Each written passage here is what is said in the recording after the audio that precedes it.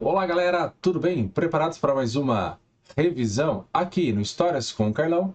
Hoje o nosso assunto será sobre imperialismo. Então vamos começar a falar sobre esse assunto importantíssimo a respeito dessas grandes transformações que ocorreram na humanidade no século XIX.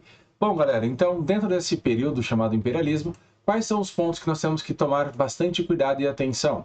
Seguinte, quando a gente fala de imperialismo, a gente está falando de um período da história muito simples, porém muito conquistador. Por quê? Lá entre os séculos XIX e os séculos XX, a gente passa a ter um período onde a gente tem uma expansão política e domínio territorial, cultural e econômico dos países que são considerados evoluídos e desenvolvidos em relação a países atrasados. Por quê? Porque nós temos a Inglaterra, que está fazendo a sua Revolução Industrial, nós temos a Bélgica, que está na sua Revolução Industrial, nós temos a França caminhando com a sua Revolução Industrial, e tudo isso está gerando uma necessidade de buscar novos mercados consumidores.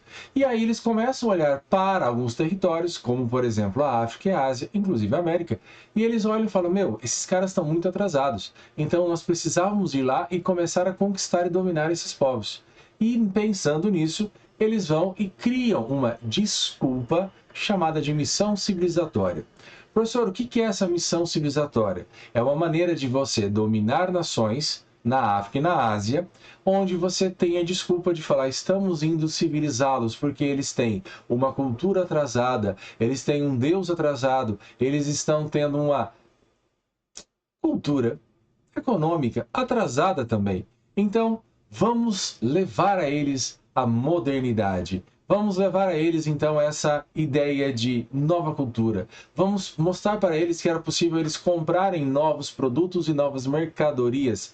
E é exatamente com esse sentido de tentar vender os produtos produzidos nas indústrias e buscar uma nova fonte de matéria-prima. E essa é a ideia do progresso, onde acreditavam que suas ações eram justas e até benéficas à humanidade para o progresso do continente africano e asiático. A desculpa do progresso leva eles então a serem dominados e conquistados. Isso é o imperialismo, tá?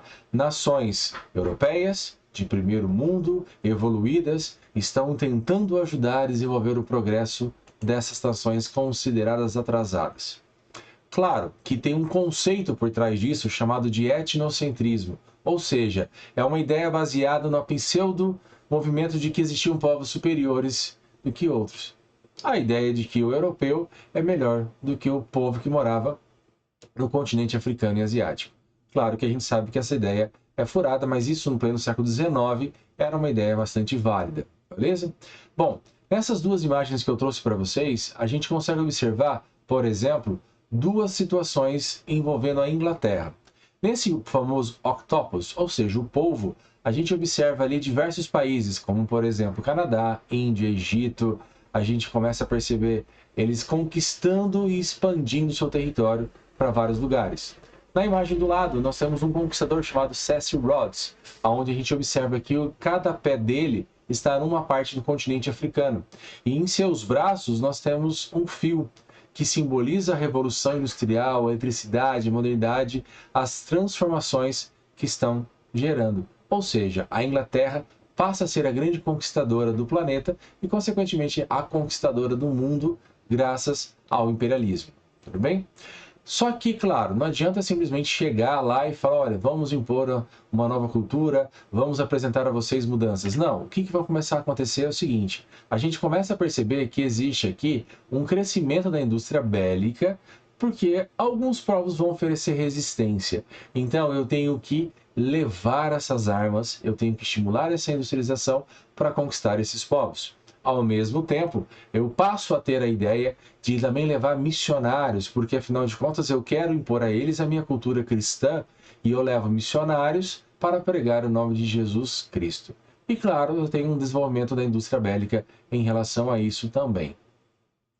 Para tentar organizar melhor o pensamento, em 1884 a 85, vários países, no total de 13, se reuniram em Berlim, lá na Alemanha, cujo objetivo deles era dividir de forma organizada o continente africano.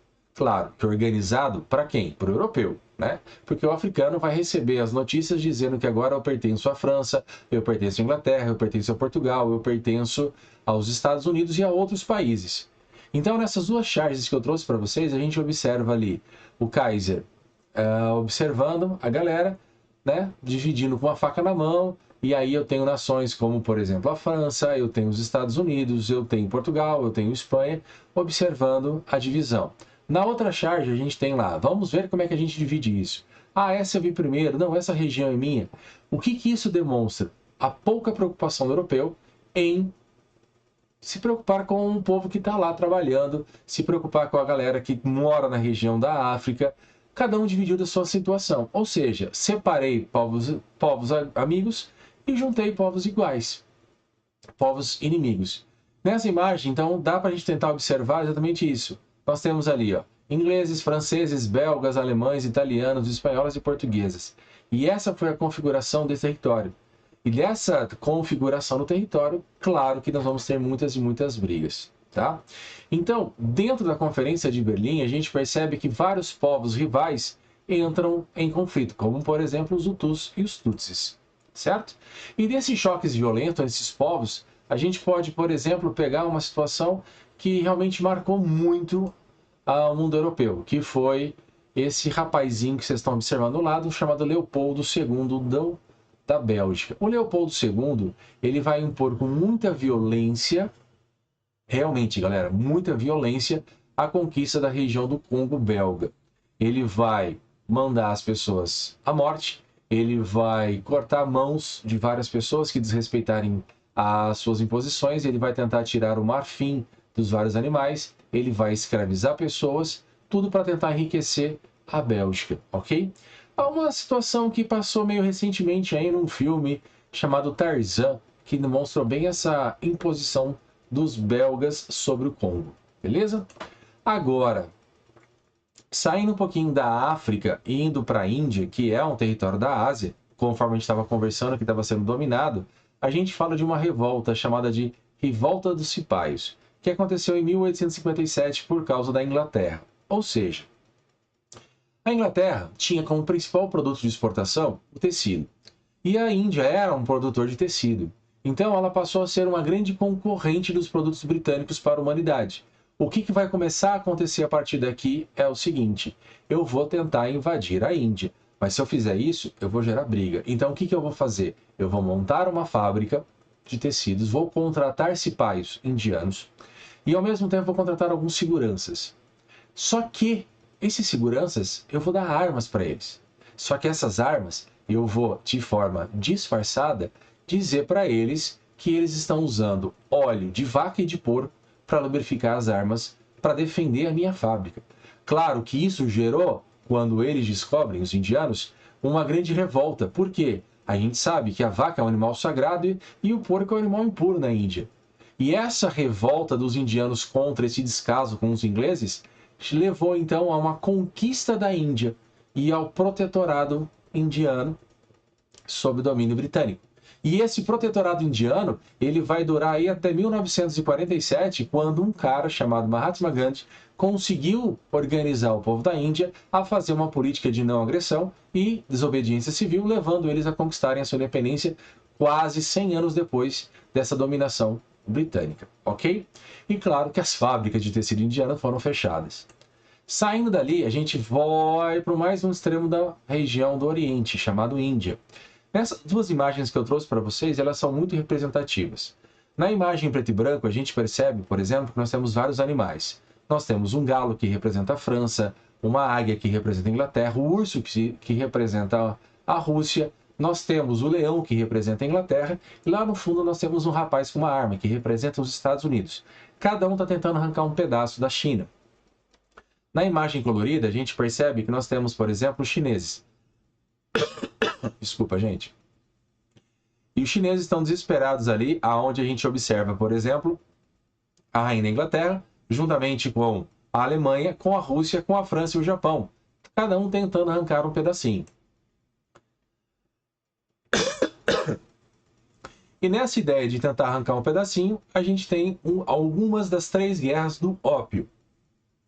Professor, o que o ópio tem a ver com isso? O ópio, ele passa a ser um território, na verdade, a China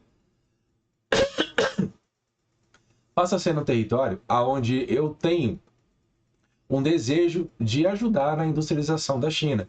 E nessa ideia de ajudar na industrialização da China, a gente percebe que os ingleses descobriram na Índia uma substância que era um relaxante muscular, que é o ópio, retirado da papoula. Logo, eles começam a comercializar o ópio, que antigamente era vendido em pedra e depois passou a ser em líquido.